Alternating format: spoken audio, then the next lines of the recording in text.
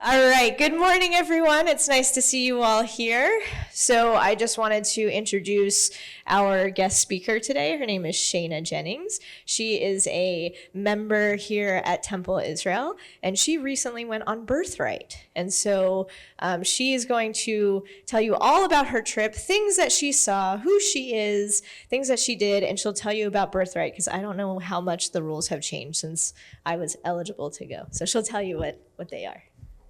Awesome. Thank you, Rabbi. Good morning. Boker Tov.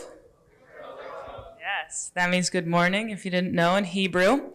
So I'm going to talk to you guys about Taglit. As Rabbi was saying, Taglit and Birthright mean the same thing. It's just Hebrew is Taglit. A little bit of background about me. I'm a member here at Temple Israel, and I graduated from Ridgewood in 2016, so I grew up here, and then I went to Oberlin College, graduated in 2020. If you do the math, that makes me 27 years old now. So I'm not that much older than you guys.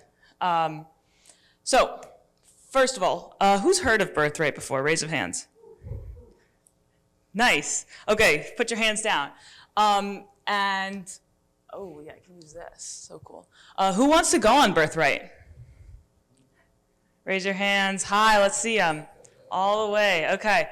So most people, it looks like maybe 100%, but hopefully by the end of this, you will want to go. Who's been on Birthright? Okay. That'll change in a few years, I think. Okay, so the way I want to go about doing this, so that's me holding a pigeon. I'll give a little bit of background about Taglit. I'm going to go through the 10 days that I was there. I'll give some advice throughout. I feel like for you guys who are going to go in a few years, you might have a couple questions and want to know my, my thoughts and my advice. I want to talk about the most impactful moments, fun moments, some general advice at the end, and then I'll open it up to questions. And then I'm also gonna probably stay for another 15 minutes. If there are more questions you want to ask personally, that's fine too. So the goals that I have for today, I want you to have a better idea of what to expect on Birthright. And any nervousness you have, you don't have to be nervous. You can have jitters, but no nervousness. So any questions you have because you're nervous about something, like how do I use my phone, all that, we'll get through it. And I want you to be excited about doing Taglit. I want you to want to go also. And then also the last thing I want you to start thinking about is just having an intention. I know it sounds very hippy-dippy, but for example, what I did, I was like, okay, it doesn't have to be much detail, but I thought before going like, what do I want from this trip? Other than having fun, which you will have, and it's very fun. But other than that, anything more deep, I thought, okay, I want to have a better connection to Israel. It was my first time, so I'd never been. And I also wanted to have a deeper connection with my Judaism.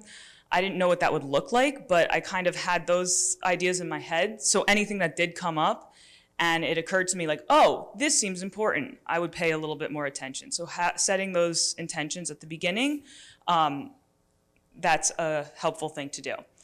So, what is Taglit? What is Taglit? Can anyone give me some, shout out some stuff? Anything? Yes? Yes, okay, what is Birthright? Yeah, what else? Uh-huh, yes. Okay, people who haven't been there very much. Yeah, that's true too. Yes? It's a charity that was started by Max Fisher. Okay, he knows some details here. Great. So it was founded in 1999. It's a gifted 10-day trip to Israel for Jews. So they pay for plane tickets, room and board, you get 2 meals a day, and any programming. So any museum you go to, it's paid for. So you have to pay for 1 meal a day and any souvenirs you want. That is literally such a gift, and we're so lucky to be part of the Jewish people. I think I haven't heard about any other, ethnicity or country that does this, so I feel very lucky, and as everyone else should. 18 to 26-year-olds are eligible. You have to be Jewish. I don't want that yet. And so that I looked online. It just means one parent has to be a Jew, or you have to be a convert. That's also an option.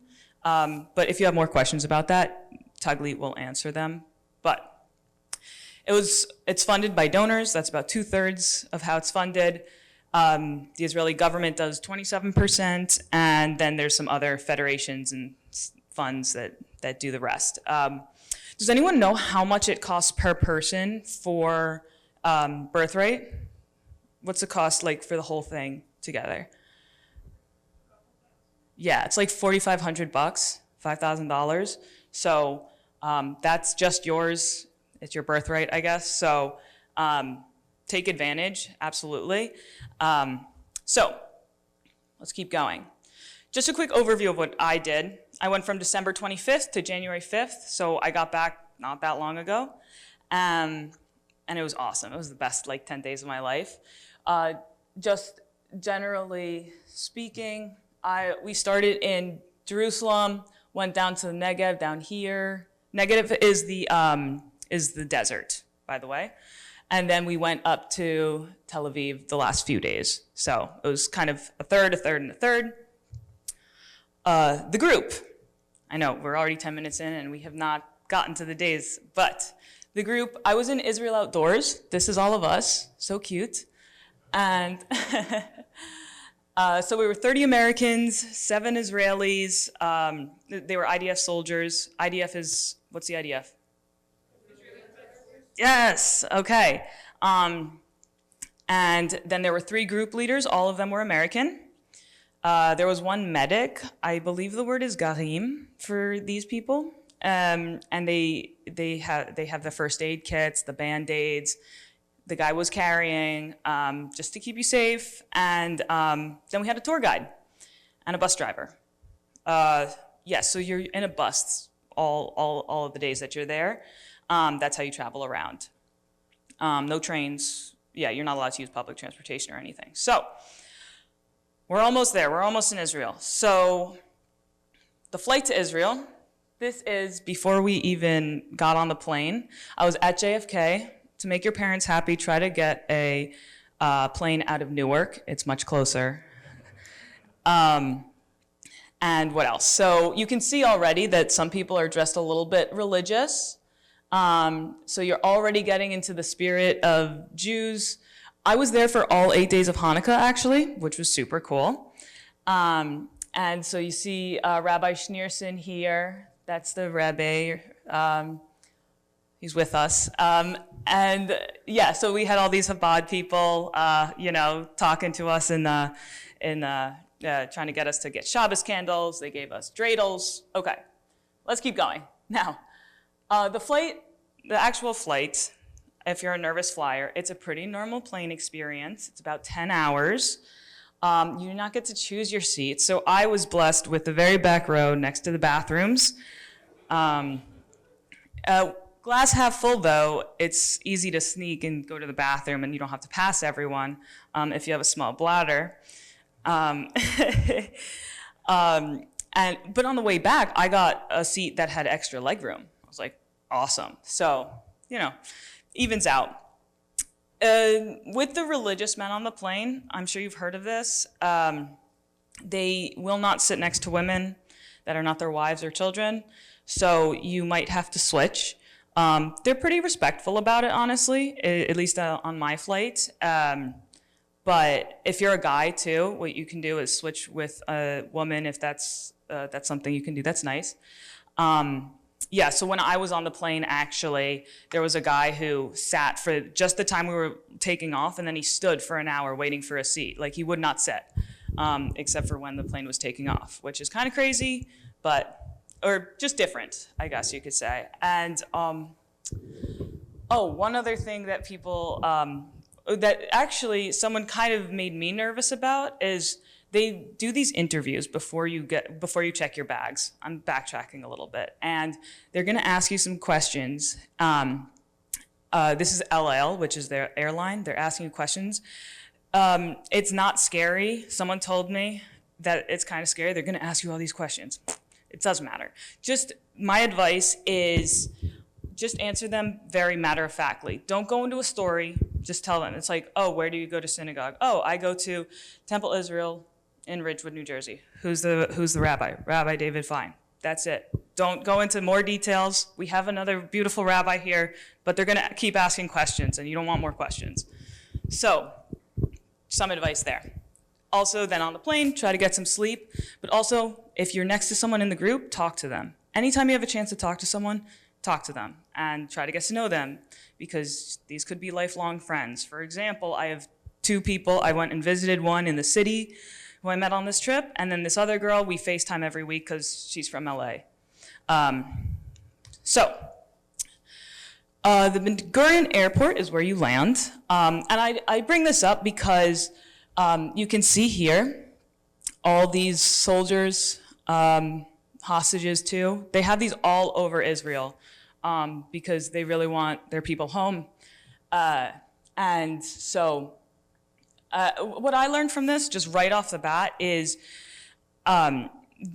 unfortunately, after the October 7th attacks, the country really unified, and everyone feels really together. And there's kind of like this strength that they have and togetherness that I really don't feel here in our country, and I really hope that we can get to that point. And being in Israel is just a reminder, you really can bring the country together. Hopefully not in such a murderous way, but that's something great about Israel. Okay. The first day, finally, we're in Israel, right? The first day's not a big day. We got a bus to the hotel. We did some icebreakers, met the LA people, and went to sleep. So, yeah, they're really good about with the jet lag, you're gonna be able to have time to get that all through your system, and they know about that. So the second day, this is an activity, but this was the breakfast they gave us. So it starts out pretty normal, some pastries. I'm sure those have a name, but I don't know what it is. Then we have blintzes here, some potatoes, waffles, and then pasta. I don't know why there's pasta. Oh no. Shakshuka, normal, right? And then pizza. You see this? This is a pizza. I don't know why they gave us pizza. So it's funny because this is the Ramada Inn in Jerusalem. So they knew that they were serving a lot of Americans. So they're like, Americans, Jews from the Northeast love pizza and they love pasta and they love breakfast. So they must all happen at the same time, right? So kind of a funny perspective on how other people see Americans. So there's the video again. Beautiful. The breakfasts were really good, actually. All the meals at the hotels were good, and lots of options. There was also a salad bar.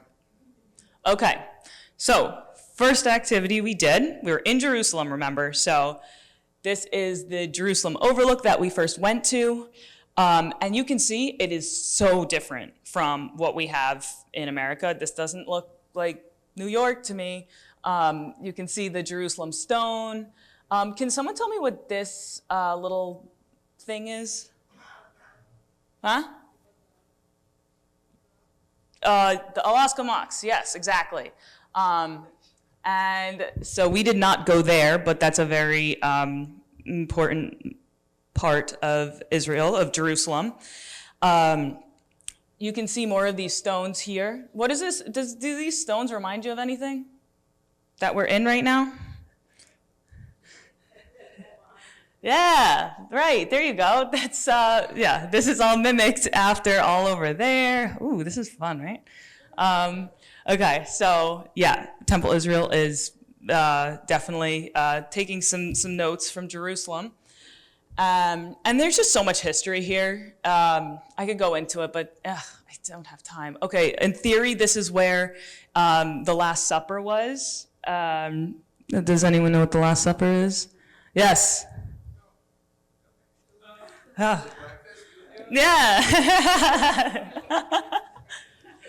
What was that? Yes. What Jewish thing is it? Pesach. Yes. Yeah, it's Passover. It's Passover. So that's where Jesus did that. I doubt it, but like whatever. Then this is King David's tomb, and in theory, and you can see it's all women on this side. The other side is for men, so it is separated. Speaking of the separation of sexes, at the Kosel, does anyone know what the Kosel is or Kotel? Yes. Yes, the Western Wall. Does anyone know what the Western Wall is? What's it a Western Wall of?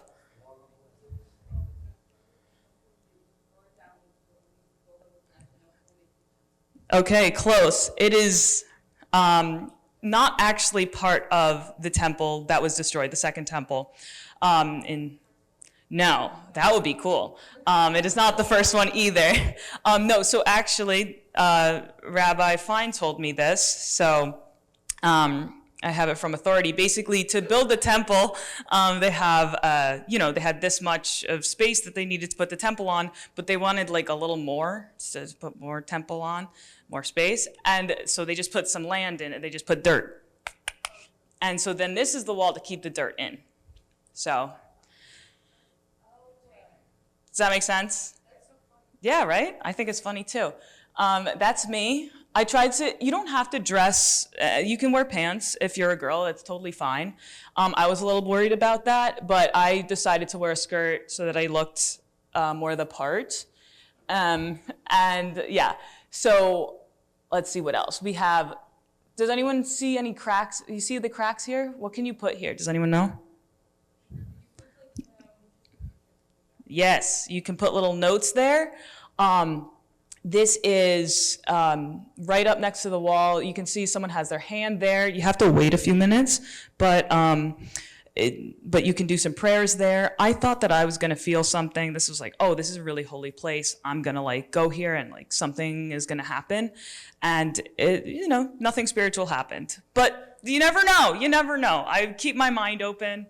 It was not one of the most impactful part of the trip, but it was very cool. I thought it would be. So, some things you will feel a connection with and some things you won't. Last thing, over here, can you see this little white thing? Yeah, okay. I can, I'm closest though. So that is the separator between the women who are on the right and the men. So they don't pray together. So that's that. And if you're a guy, I heard from other men on the trip, or from the men on the trip, that they were offered to put on tefillin, that's the wraps and the thing, on the head, and some guys will help you do that if you don't know how to do it. You don't even need to bring your own, I don't think. So if you want to take that opportunity, you can. Sorry, girls. So then after that, we went to this shuk. Does anyone know what a shuk is? Yes. It's a market, exactly. Thank you. It's very crowded, lots of vendors, good food. Not gonna stick too much to that, but this shawarma was amazing. I love this shawarma. You have to promise me right now that when you go to Israel, that you're gonna eat shawarma, okay? Promise? Okay, so, has anyone been to Israel? I didn't even ask that. Israel, wow, okay. Okay, that's a lot. This was my first time to Israel. It was very exciting.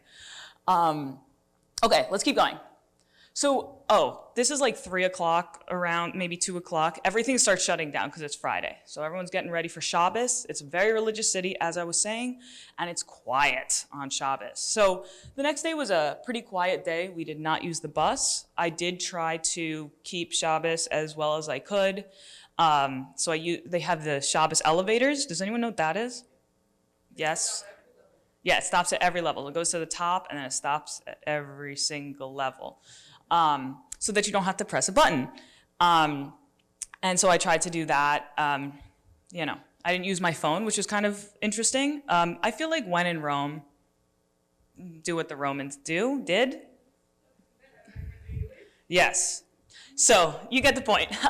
So we just did a walking tour of Jerusalem a little bit. We saw the Parliament, the Supreme Court, and then we had a night out at the shuk. Honestly, it was not a good night out. It was fine, but like there were better nights out. So This is the Parliament. No, this is the Supreme Court. That's me. And let's keep going. That's the Supreme Court from above. That's where the Likud is.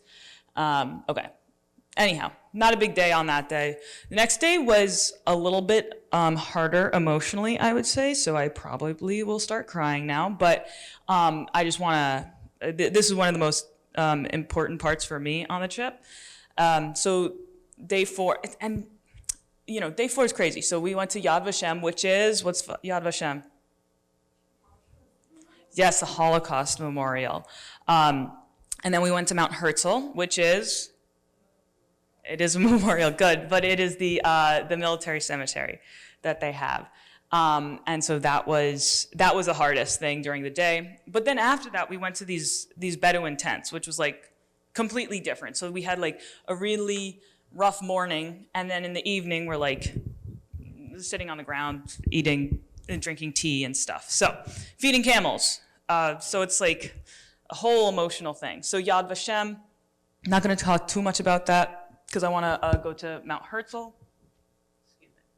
So that's Yad Vashem inside, but we're going to skip that for today. This is what their military cemetery looked like. So you can see that it looks very different from typical cemeteries we see here. So you see that they have like a bed here, like a rectangle with some green, and then they have this like pillow right here of rock, and it's made of the same stone as like all the buildings too. And so that rock has like an explanation of that person. Actually, I don't know what it says because it's all in Hebrew, but it says their age. And Bibi Netanyahu's brother's grave is like over there somewhere, which is a really sad story too. If you hear about that, it makes me cry every time. This is a guy one other thing. Mount Hertzl is in like, it's a mountain, or a little mountain. It's like in different tiers. So the first tier is like the earlier wars, so like 1948 and 1973. And then at the top is the October 7th, soldiers who have fallen. And so this is a guy actually who was not October 7th. This guy would have been 35 today. He was from Philly. And you can see how many people have gone there and Americans have gone there, or just people in general, and have left him some gifts. And then we go, this is the October 7th, all the people who have fought for that war. I didn't see anyone who was older than me there, who was buried, and they do such a beautiful job with this. They first give a tour a little bit of it, but then you get your own time to like kind of walk around and soak it in yourself. So you can see here that they did a really nice job with these flowers. This girl, these are birthday balloons. So she someone brought those for her birthday, which is really sad. As I said, it was Hanukkah during the time, so people were bringing daily the new Hanukkah candles, and then this 2 days before, these people, whoever they were alive, and they did a beautiful job with this before they could even prepare the graves. They made them beautiful until they can get the proper stones around them. But yeah, so any questions so far? No? Okay. So that's Mount Hertzl. We're still on the same day. We went to the Bedouin tents, which was at a place called Kfar Hanokdim. What's a Bedouin? Yeah, these are people who lived in, what religion are they? Do we know? They're Muslims, yeah, they're Sunni Muslims, and they live in the desert, and they live in these cool tents, and we got to stay in some of the tents, so this is what the tent looks like. So we did like a camping trip, I guess, here, and so we were getting there into the Negev. So as I said, we started in Jerusalem. This is the day we start going to the Negev, and so we're going there at night. So I see all these mountains, when we're in the bus, and I think they're sand dunes. I'm wrong. They're not sand dunes. Those look like sand dunes, but that's a different, this was just an example of what one of their tents looks like. So I had no idea what the mountains look like. Oh, we looked at camels, first of all. Look at those.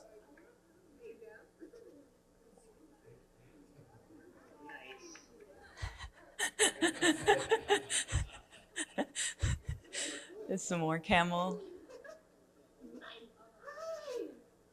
Yeah. Yeah, they have that weird thing, you know, when you're taking a picture and your eyes get all red. I don't know why that's happening with camels. I didn't know that would happen, but more pictures of camels. Yeah, cool. So that's camels. And then we talked to this Bedouin guy, and he made us tea. But then the best part, I think, outside of this Bedouin complex, I'm not going to spend too much time with that part because honestly, I thought it was a little bit commercial. I thought it was a little gimmicky. I wanted to ride the camels. That's what I wanted to do. But it's bad for their backs. So I guess but then I saw another group riding the camels, and I was like, that's not true.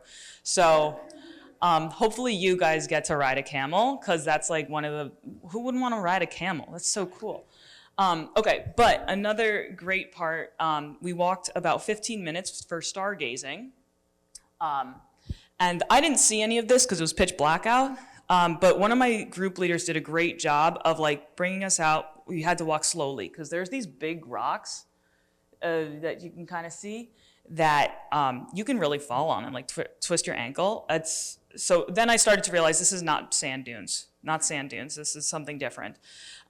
So anyhow, he did this really beautiful thing, this group leader, to, make you think like, look at all the stars. This is where our ancestors were too, like wandering the desert. And that was something that I was like, oh, that's important. Like this is where they were and I'm in the same spot as them. And so I thought that was a really cool connection that he made for us that I probably wouldn't have done on my own.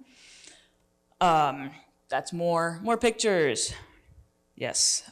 So this is we also had like this guy who's a professional photographer. His name's Jacob Einstein. And he was able to capture like a lot of beautiful pictures because he knows what he's doing with the camera. He had this nice camera. It's literally his job. And so he could take these photos like at night, it was kind of a cloudy night too. And he was able to get that just because his camera had this lens or whatever. And so I'm very grateful to him for having taken all these pictures. Okay. And I have his Instagram later so that you can follow him if you want. Any questions? No questions? Oh yeah, oh man, okay. That's not happening, okay.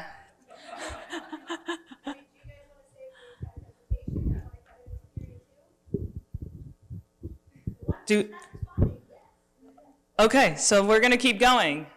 Okay, so no questions. We're going to keep going.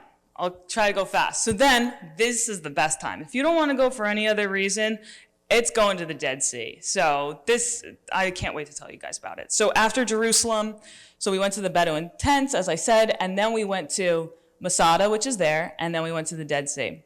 But we had to wake up at 4:45, and it was a very long day. So we hiked up Masada. That's what it looks like. And I actually knew what the rocks were finally. It's clay. So the rocks were hard, but you could like take a little chunk and it would just crumble. You could crumble it in your hand. So that was that mystery solved. We had to walk up about 25 minutes-ish. One other note I want to say, when you go on this trip, there's different trips you can choose, but make sure you are in enough shape that you can walk 5 miles. This was harder than that, and there's different paces that you can go, so there were people straggling, there were people at the front, but just make sure before you go that you're in shape enough to do it as a heads up, but it's not too intense, honestly. This is more of Masada. That's me and my girl Jillian. Oh, that's Jacob. There he is. So yeah, he's the photographer, and so this is all of us girls. And do we see this water back here? What is it? What is it? Dead Sea? Any other guesses? No, that's the Jordan River, actually. Yeah. Okay, good reasoning there. That's Jacob's stuff, Einstein Incorporated, if you want to follow his stuff. Thank you, Jacob.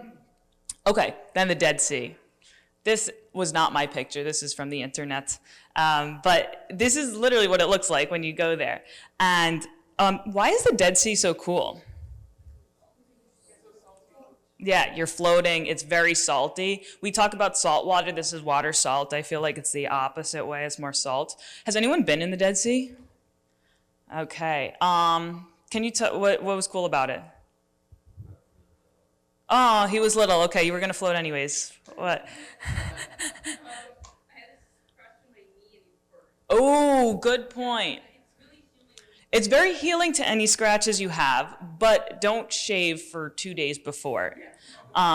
Just be careful with that. And okay, so yes. Also, you want to bring maybe flip-flops or water shoes so that because when you walk up to the actual water, you're walking on straight salt, and it really hurts. I didn't, and it hurt. But, I don't like water shoes. Yeah. So this is us. I'm so photogenic. I just think I look funny. But yeah, you can see that we're in 2 feet of water, and we're just, no one's got, your hands are not in the water, and you could just float. Also, you want to go in backwards. You want to go into the water backwards and then float up like that, because if you go the other way, your feet will just start going up like that and you look silly. It still works, but yeah, it looks a little bit funny. Your feet just go right up. Okay, let's keep going. This is my favorite part, honestly. This is my favorite. Okay, that's me. Okay, after that, we're going to go through quick here because the kibbutz was a kibbutz. What's a kibbutz? Let's see if we get other participants. Does anyone know what a kibbutz is? What about yeah. It's kind of a farm thing, yes. It's a commune, yes. It's apparently it's a little bit less like a commune nowadays. It's a little bit less collectivist, but that's just what I heard. There were a lot of children, and there were a lot of cats, and there were a lot of playgrounds. So, it was kind of, I don't want to put a bad name to it, but it kind of reminded me of a trailer park a little bit. But a nice trailer park. So we went to Kibbutz Tzelim. This was not affected by the October 7th attacks, thank God. This is the things we stayed in. These little, they looked like hotel rooms, but they were just hotel rooms. There wasn't so it's kind of weird. I didn't take any pictures because I forgot. But you'll go there one day and you'll see them. Okay, what's next? Oh, the next day was a little rough. Since we were in the South already, we went to the Nova Festival site. And this was pretty rough. So we were taking the bus, and as we were getting closer, it started to rain, set the mood, and I started to feel this weight. I think everyone did, this weight, this haunting, because you just know you're close to this awful, horrific site that terrible things happened, and it's not a museum. It's not established really at all. So just because it's so new, it's so raw, it's not like Yad Vashem at all. They just have sticks in the ground, people's pictures of people on 8x11 photos, pictures, and then a little description about them. It's handmade. It's a DIY thing, and it's just it was hard to go to. And I got a perspective from the Israeli soldiers who were on our trip that I thought was really interesting, that I don't think we have here as much in America, not only as American Jews, but as Americans generally. Well, let's talk about this first. The American Jew, I feel doesn't feel the same way as the Israelis, because we always say, never again, right? We all know that, never again after World War II, after the Holocaust. And then the Israeli soldiers, one of them said, like, we feel like we let it happen again, and that we're responsible for we dropped the ball on that, and they feel responsible for it. I mean, I know it's more complicated than that, but like, I totally understand the sentiment, and yeah, like they just feel really guilty for letting it happen, which I don't think I didn't feel that as an American Jew at all. And then the other perspective that another Israeli soldier told me about October 7th was that that before, the Israeli people are very nice people. They want peace, and they were like, they wanted a two-state solution. And then as soon as this attack happened on October 7th, they said, no way, that we're not having a two-state solution. And I don't hear that perspective in America nearly as much. I think just that immediacy of danger from your neighbor, I just don't think that it's hard to tolerate that, I think, as an Israeli. And it's just so close to home. I mean, we're very lucky as Americans. I feel like we have Pacific Ocean, Atlantic Ocean, and then we just have like Canadians and Mexicans, and that's it. Like, that's bordering us. It's not anything like Israel has. Israel has a lot more threatening nations around it. And, you know, I think that really affects the way that Israelis see the war and the solution to the war. Oh, so this is a bomb shelter that was at the site, which was unfortunately very unhelpful on October 7th, because machine guns can get in there pretty easily. So that just feels kind of hopeless. And then we went to another site that had all the burned cars. So this is the, if you heard about the ambulance, yeah, this got burned and bombed. And you can see up here, these cars are stacked. There's like 4 or 5, and they're just like, and then one next to another, one stacked next to another for like a quarter of a mile. And you can see this car smashed, bullet holes, just riddled with bullet holes. More stuff. I mean, it's just horrific. And that was pretty rough that day. But just to give you perspective on where I was, we also got lunch. But we were down here for the Nova site, but I forgot to take a screenshot of that. So when we were at Sderot, I took a screenshot. That's how close to Gaza we were. You're super close to Gaza, but it's very safe. You don't have to worry about being unsafe. And so we were at this we started hearing bombs when we were here. Also, when I was at the Car Memorial too, I heard bombs in Gaza. They weren't close by, relatively speaking. So you see the skyline here. This isn't my picture, but then the next picture is. That skyline with all that green. I zoomed in and took another picture, and you can see all this smoke. That's Gaza. And yeah, so that was happening while I was eating lunch. We're gonna switch gears now, unless we have any questions. Any questions on that? I know this is a little sad. Yes. How could you feel safe or promise of safety being so close? I know that the border is much more fortified now, and is like they're watching it like hawks, which they weren't before. And so I also have a lot of faith in the Iron Dome. I mean, if Iran launched 181 missiles into Israel back in like April, I think, and the Iron Dome caught all of them, I think that they would catch any bombs. I don't even think Hamas has those kinds of capabilities, but you know, someone could always sneak through, I guess. I was pretty confident that they wouldn't have let us go on this trip if it weren't safe. So, and I think that's pretty true. Thank you for the question.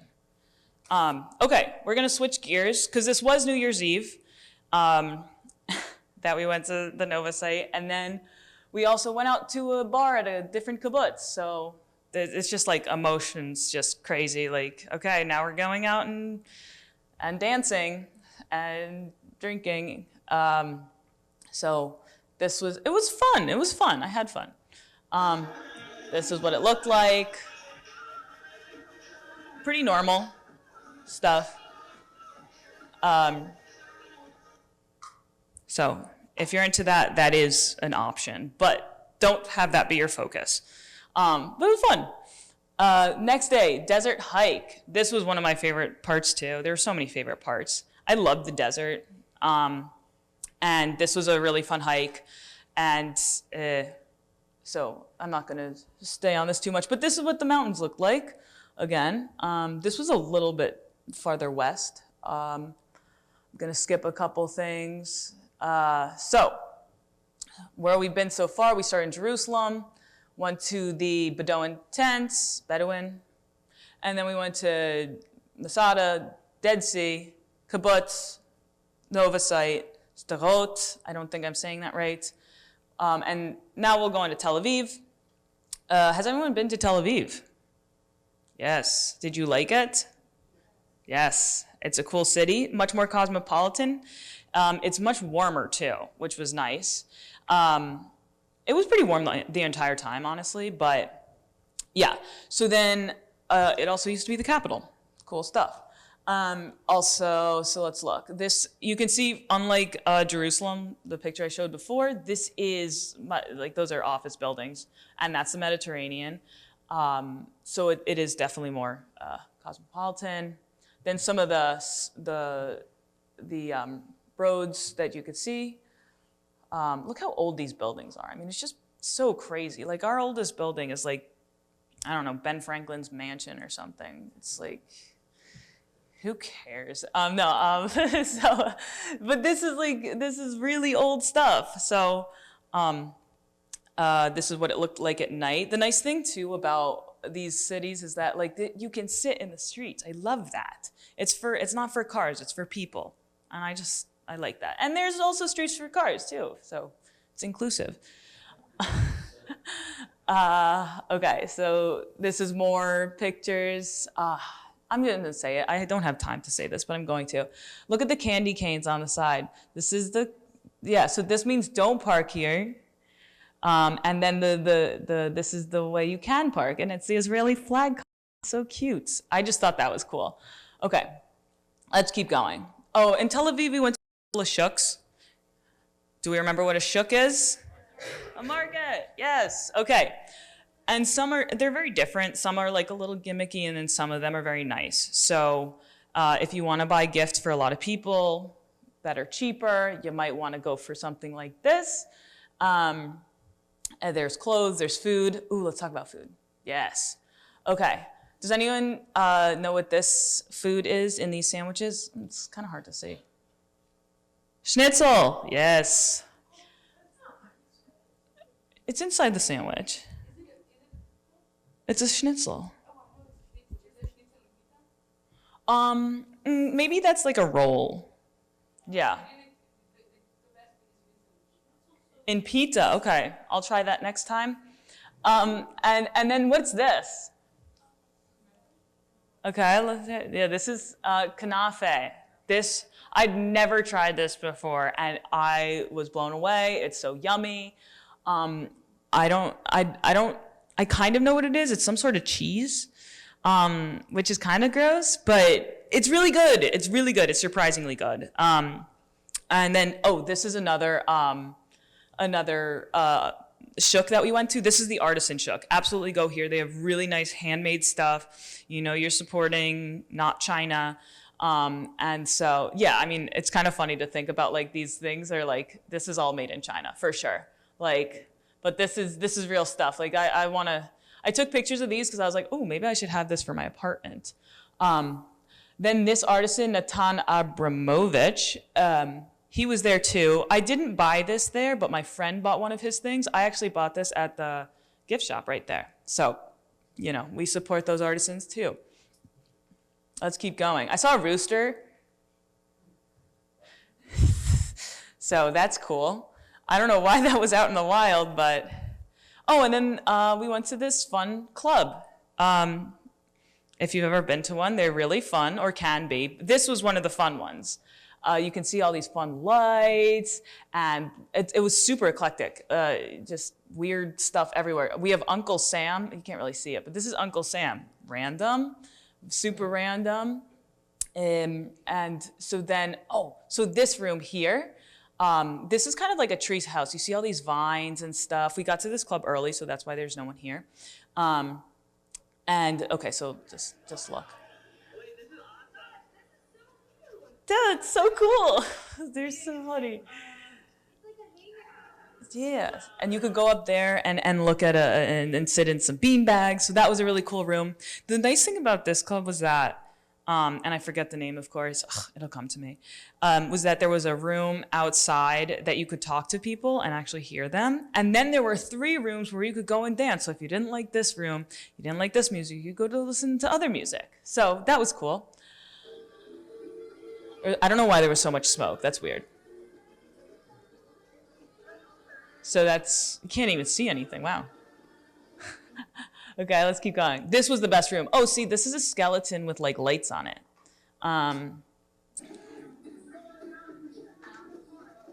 This was super fun. This was the best room, the throwback one. And then my friend didn't hear me. It's like, Jillian, come on.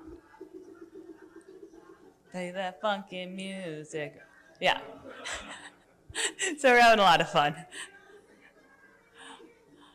Okay. And then this last room, there was like another bar. It's so fun. Look how much stuff is going on. It was just like very stimulating, I guess, is my point. Okay. So, and then we had the 10th day and it was we were done. That was it. Like we walked around a little bit, but then we had Havdalah, but I don't have time to talk about that. That was really nice and a wonderful event, or thing that we did. And so that was basically the trip. It kind of ends quickly. It goes by real fast. That's the group again. And okay, so we're done with that section. I told you about it. Just some quick advice. Go when you're older. That's my recommendation. There's a group of 18 to 21-year-olds and then 22 to 26. Do that second group if you want. You can go whenever you want. You might have more time when you're a little younger. I would do it when you're older just because like it's, people get around faster, get up at 4:45. Everyone will get up at 4:45. I don't have faith in younger people to always do that. And so that's my recommendation. I think you can also like be a little bit more focused. Other advice, talk to everyone. You never know who you're talking to. It could be your husband or wife. That didn't happen for me, unfortunately. But not for lack of trying. Another question that people ask, if you should go with a friend or a sibling. And I would say, as long as you don't just only talk to that person, you should go with them. But if you think you're just gonna hang out with that person, don't go with them. Because you should just be getting to know everyone. Kind of goes with the other talking point I had. If you can, extend your trip. You have that option. You're already on the other side of the world. And so you may as well start traveling and seeing what else is there. If you want to check something out, see family, go to Europe. I would extend the trip. The only thing is if you extend the trip, you will have to, you'll have to pay for your ticket home. So, and you also have to pay for that trip. So not just the 10 days are paid for. Okay. So who wants to go on Birthright? All right. Huh? Yeah. You have to have not been there for 3 consecutive months.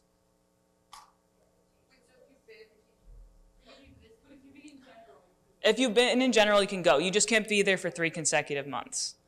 Yes. Consecutive. So you can't. So if you go 3 summers in a row and you're there for a month, each of those 3 summers, that's fine. It needs to be consecutive. Right, you can. 3 or more.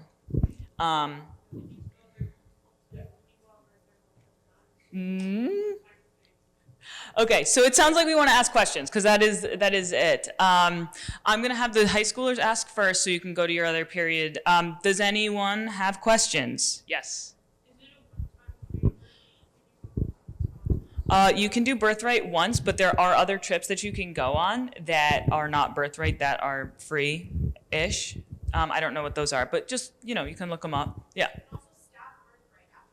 Yes, you can be a staff and definitely go with the older group if you're doing that. Yeah.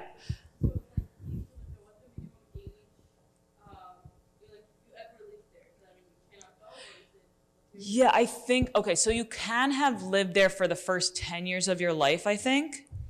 And then after that, it's a 3 consecutive months. You're right. Now I'm remembering. Yeah. Because I actually met a girl there who's from Fairlawn who lived there until she was 10.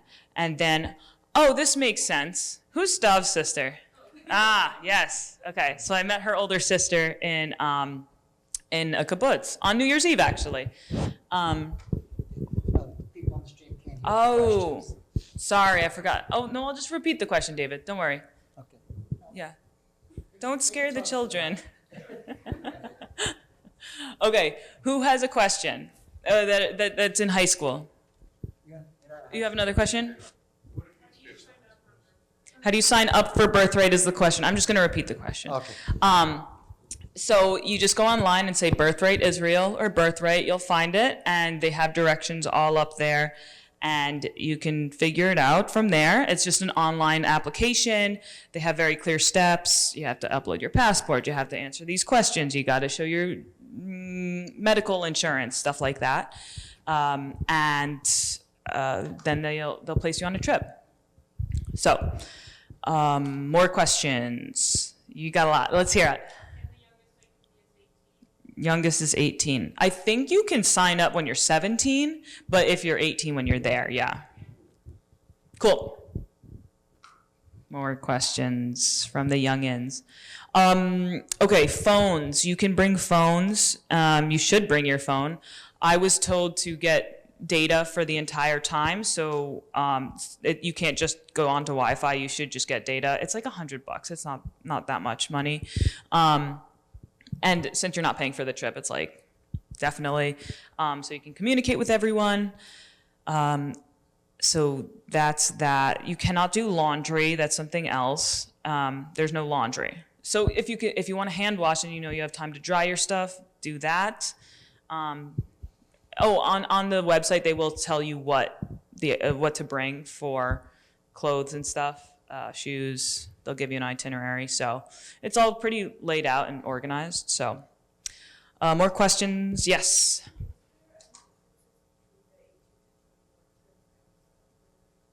I don't know, actually. I didn't do the 18 to 21.